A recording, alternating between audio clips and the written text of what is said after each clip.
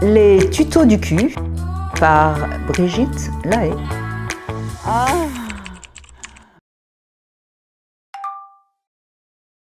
Lorsque l'on vieillit, la libido a tendance à diminuer. Elle commence à diminuer en général d'ailleurs après la quarantaine.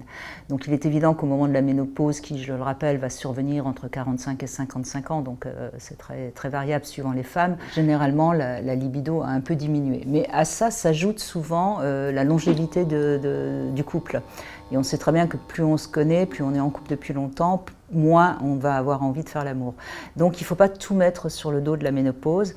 Il est certain que pour certaines femmes, la ménopause, ça signifie aussi l'arrêt de la possibilité d'avoir des enfants et que pour certaines femmes, faire l'amour, c'est peut-être tomber enceinte, puisqu'on sait que, par exemple, au moment de l'ovulation, il y a des femmes dont le désir est décuplé. Donc tout ça est très complexe et c'est donc à chaque femme de se découvrir. Mais je crois qu'il faut faire vraiment attention de ne pas mettre le tout sur le dos de la ménopause, qui d'ailleurs a très bon dos pour les femmes qui justement n'avaient plus spécialement envie de faire l'amour avec leur compagnon pour des tas de raisons, que ce soit des raisons affectives ou sexuelles. Donc elles ont la ménopause et c'est la bonne excuse pour mettre fin à leur sexualité. Mais quand on a une bonne sexualité depuis de nombreuses années, en règle générale, la ménopause elle passe assez bien et elle ne met pas l'arrêt sur la sexualité des femmes. Il est certain qu'en vieillissant, il y a le corps qui va beaucoup changer, qui va être moins ferme, moins beau au sens esthétique pur. Et puis il est vrai que la société encore actuellement, avec notamment les magazines féminins qui montrent toujours des femmes avec un ventre plat et qui sont totalement sveltes, musclées, il est certain qu'après la ménopause, petit à petit, le corps lâche. Donc ça c'est une évidence et il ne faut pas lutter contre. Je pense que le plus grand obstacle pour les femmes, c'est parce qu'elles n'aiment pas leur corps. Les chiffres sont malheureusement terribles. Il y a plus de 60% de femmes qui n'aiment pas leur corps. Et ça, je pense que c'est une grave erreur parce que d'abord, le corps, on l'a, donc il faut l'accepter tel qu'il est.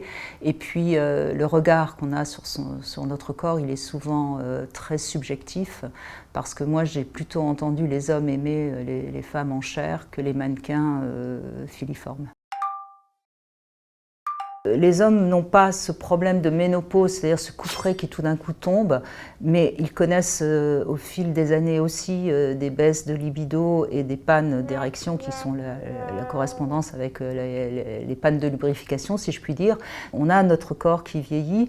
Alors, je crois qu'on l'acceptait mieux de la part des hommes il y a 50 ans. Je trouve qu'aujourd'hui, les femmes, quand on voit des femmes de 50, 60, même 70 ans, je trouve qu'elles vieillissent aussi bien et parfois même mieux que les hommes qui ont tendance à avoir un ventre beaucoup plus épanoui que le nôtre. Donc je pense qu'il y a vraiment beaucoup plus d'égalité qu'on ne le dit. Il faut accepter ce corps qui est peut-être plus en chair, mais qui en même temps a déjà bien vécu et l'expérience dans le domaine de la sexualité, c'est vraiment un atout. C'est-à-dire qu'on a appris certaines choses, on sait mieux ce qu'on aime et ce qu'on n'aime pas. Et donc je crois que c'est le moment de s'affirmer et puis peut-être de réinventer sa sexualité dans son couple. Le conseil que je peux donner aux femmes, c'est la question du confort avec l'âge.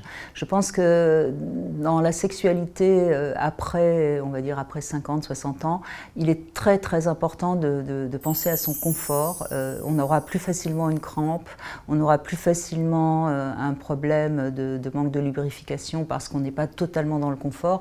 Le plaisir et la jouissance ne vient que lorsqu'on peut être dans le lâcher prise. Donc l'importance d'un bon matelas, l'importance d'utiliser éventuellement des coussins pour mettre sous les fesses dans certaines positions, et puis évitons toutes les positions acrobatiques parce que le corps est moins souple. Maintenant, quoi qu'on en dise, la position qui reste la position la plus confortable, c'est quand même la position du missionnaire. C'est pas par hasard qu'elle est pratiquement la plus utilisée, mais je trouve qu'on oublie un petit peu la position des petites cuillères. plaire.